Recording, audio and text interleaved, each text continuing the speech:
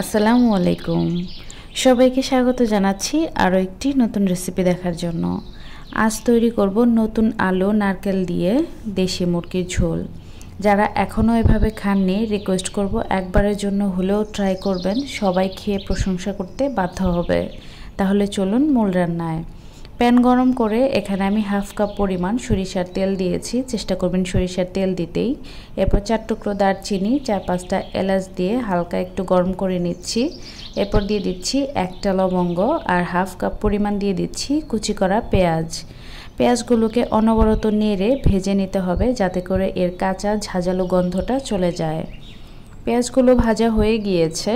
এখন আমি এর মধ্যে দিয়ে দিচ্ছি 1.5 চা চামচ পরিমাণ রসুন বাটা আর 1.5 চা চামচ পরিমাণ দিয়ে দিচ্ছি আদা বাটা। আদাটা ডিপ ফ্রিজে ছিল তাই এরকম দেখতে।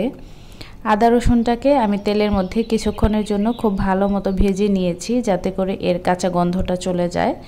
আদা রসুন ভাজা হয়ে গেলে এর মধ্যে দিয়ে দিচ্ছি 1 টেবিল চামচ পরিমাণ হলুদ গুঁড়া। তরকারির রং বুঝে হলুদের পরিমাপটা একটু কম বেশি লাগতে পারে।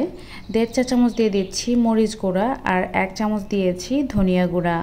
এখন এই গুঁড়া মশলাগুলোকে খুব ভালো মতো তেলের মধ্যে আমি ভেজে নিয়েছি।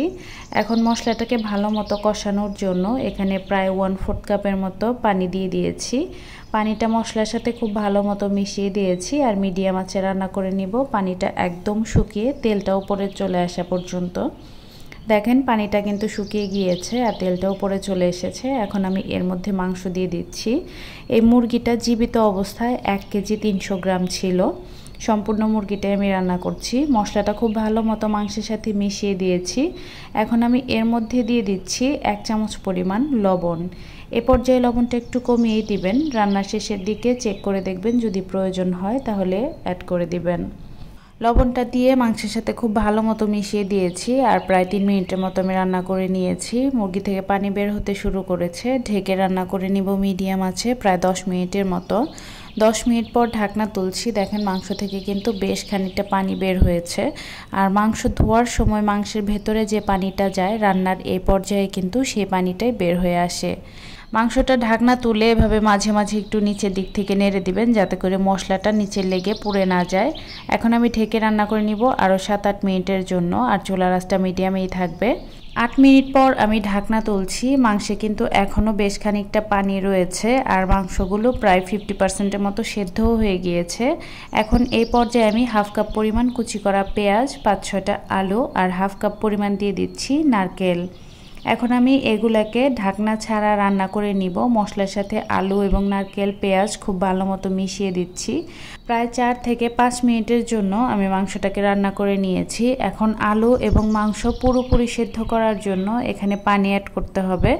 আমি হালকা কুসুম গরম পানি দিয়ে দিচ্ছি প্রায় 400 ml এর মতো। পানিটা হয়তো বা মুরগির বয়স বুঝে একটু কম বা বেশি লাগতে পারে। এখন আমি পানির সাথে মাংসগুলোকে নেড়ে খুব ভালো মতো মিশিয়ে দিচ্ছি আর ঢেকে রান্না করে নিব পানিটা একদম শুকিয়ে যাওয়া পর্যন্ত। চুলার আঁচটা থাকবে মিডিয়াম টু হাই হিটে। আমি ঢাকনা তুলছি। মাংস থেকে কিন্তু পানিটা শুকিয়ে গিয়েছে আর মাংসগুলো সেদ্ধ হয়ে গেছে। এখন আমি আলুটা একটু ভেঙে দেখছি সেদ্ধ হয়েছে কিনা।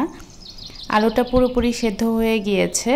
এখন আমি এটাকে আরও কিছুক্ষণের জন্য ঢাকনা ছাড়া রান্না করে পানিটা একদম শুকিয়ে নিয়েছি। মাংসগুলো দেখেন হাড় থেকে কিন্তু ছুটে আসছে। আমি যেহেতু মাংসটাকে পাতলা ঝোল রান্না করব তাই এর মধ্যে পানি দিয়ে দিচ্ছি প্রায় হাফ লিটার। মাংসের সাথে পানিটা খুব ভালো মতো মিশিয়ে দিচ্ছি আর ঢাকনা ছাড়া অপেক্ষা করছি একদম ফুটে ওঠা পর্যন্ত।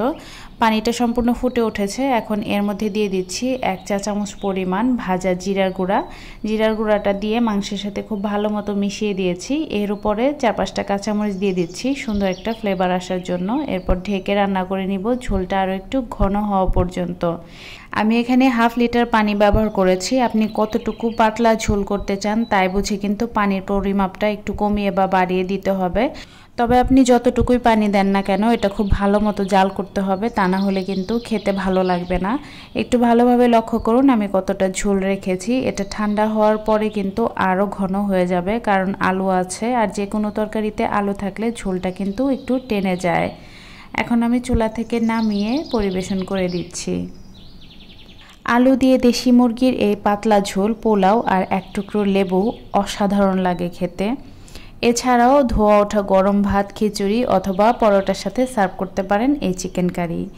আশা করছি সবার কাছে এই রেসিপিটি ভালো লেগেছে। অবশ্যই রান্না করে দেখবেন কেমন হয়, কমেন্টে জানাতে কিন্তু ভুলবেন না। সবাই ভালো থাকবেন, আমাদের জন্য দোয়া করবেন। আজ এখানেই বিদায় নিচ্ছি, দেখা হবে নতুন কোনো রেসিপিতে। আল্লাহ হাফেজ।